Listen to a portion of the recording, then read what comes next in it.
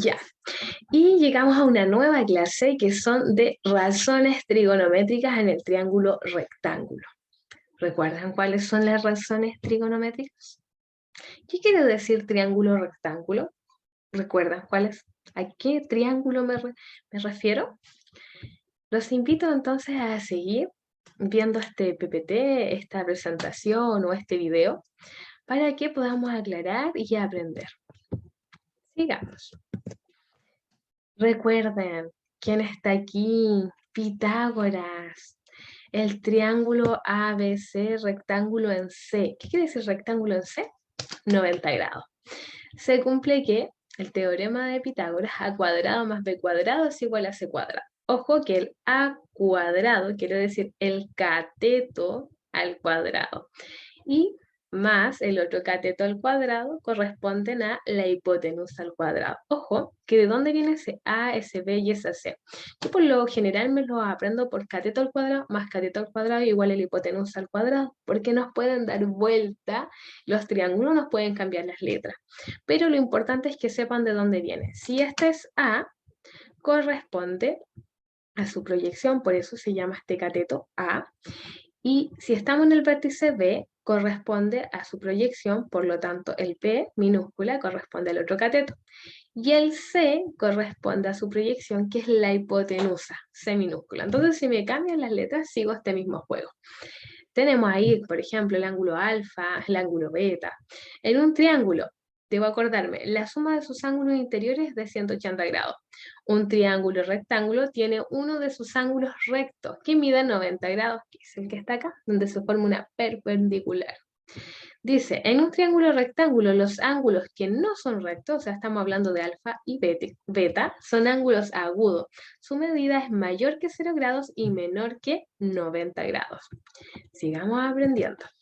No olvidar que tenemos acá que esto, que lo representábamos en fracción cuando hablamos de razones, una comparación por cociente entre dos cantidades, donde el numerador se llama antecedente y el denominador se llama consecuente. ¿Ven? 14 es a 3, 14 antecedente, 3 consecuente. Sigamos. ¿Qué es lo importante que debemos aprender hoy día? Razones trigonométricas. En el triángulo rectángulo debemos recordar, mira, en un triángulo rectángulo se llaman razones trigonométricas a aquellas que se establece una relación entre la medida de sus lados.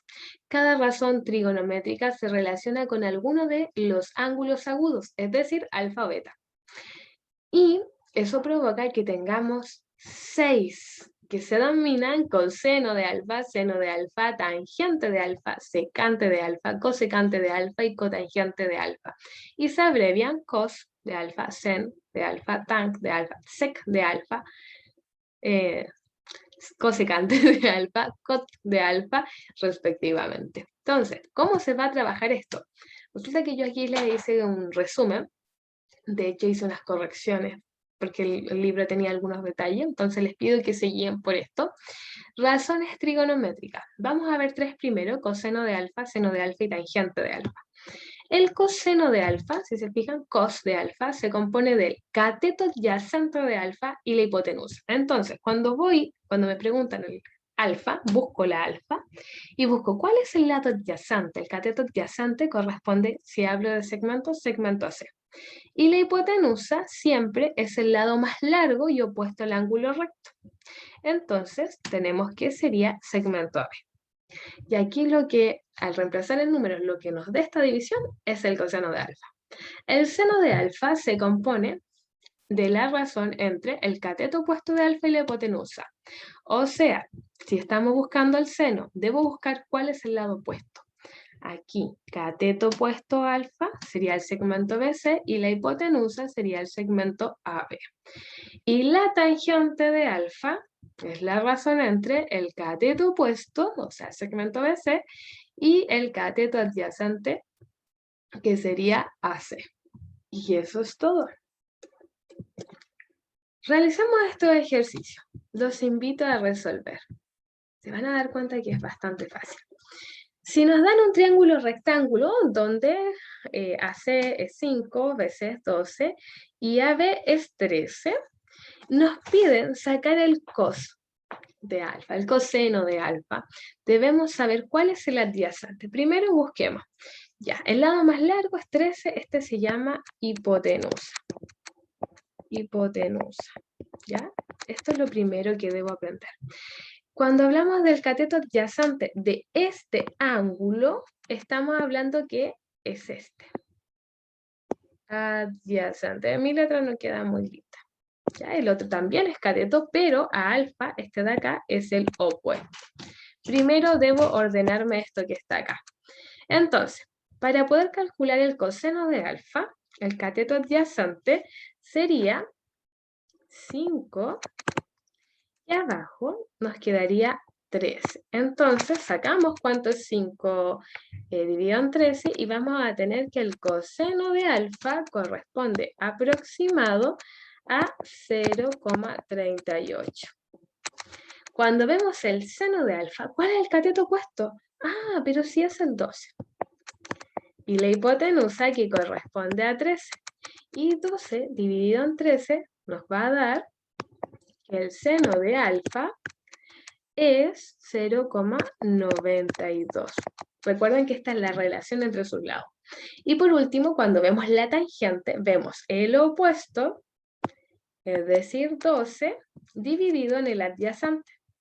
Tan, o sea, tangente de alfa corresponde a 2,4. Y eso es todo. Miren qué fácil. También puedo jugar con beta, pero eso viene para ustedes. Sigamos. Borramos todo y nos vamos a la otra. Tenemos 3 más, recuerden que son 6. Tenemos la secante, la cosecante y la cotangente.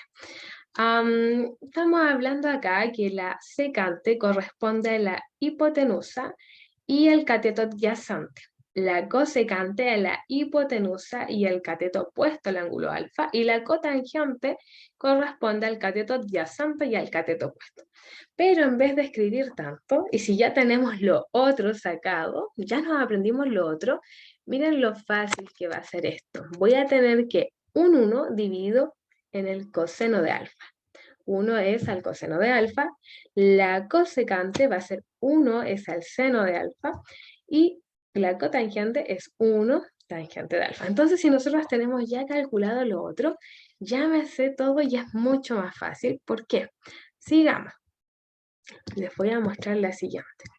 En este, que ya habíamos trabajado con este triangulito, para sacar la secante, lo que debo hacer es el 1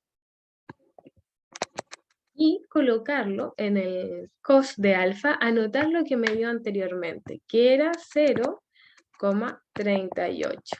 Entonces, saco la secante de alfa, va a ser igual a aproximado 2,63. Recuerden que ustedes pueden calcular esto con la calculadora.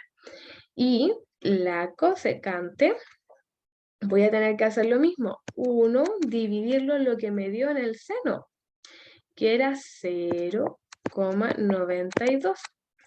Y eso corresponde a que la cosecante de alfa sea 1,09. Los invito a comprobar estos cálculos. Y finalmente nos queda la cotangente, que es 1 dividido en la tangente. Entonces colocamos 1, como ya teníamos el valor de la tangente, que era 2,4, es decir, la cotangente de alfa corresponde a 0,42. Yo los aproximé a la centésima, ¿ya? Para los que, ay, la profe, ¿qué hizo? Truncó, aproximó a la centésima, ¿ya? Para que lo hagan ustedes. Y si no, siguen la otra fórmula que aparece en los párrafos. Pero yo encuentro que esto es lo más fácil. ¿Qué es lo que tienen que tener claro? ¿Cuál es el ángulo que le están pidiendo, el alfa? Y saber que el que está al ladito corresponde al adyacente, el opuesto al ángulo, el cateto opuesto acá, y la hipotenusa. Pero esto se trabaja solo, ojo, en los triángulos rectángulos. ¿ya? Esa es la condición primordial. Y debo decirles que esa es la materia de trigonometría. Los invito a ver un poquito más. ¿Qué les traigo? El resumen. La fórmula coseno, seno, tangente.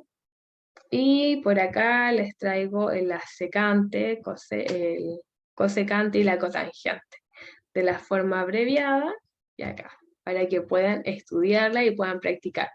Fíjense que en el libro yo saqué este dibujo, que era como aprendiendo a hacer las letras. Yo sinceramente, yo me las aprendo por los nombres, porque a veces pueden jugar con las letras y se nos confunde todo. Ya. Entonces, aprender a identificar bien cuál es el cateto opuesto, cuál es el adyacente y cuál es la hipotenusa.